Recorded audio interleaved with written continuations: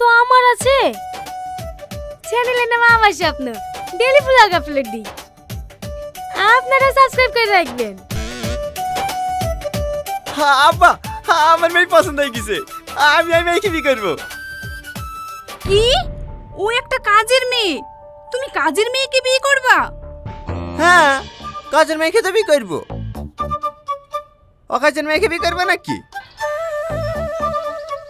আব্বা, তুমি আজকে বারবার কথা বলো। আমি আজকে ওকে বিয়ে করবো। সত্যি? হ্যাঁ গো সত্যি।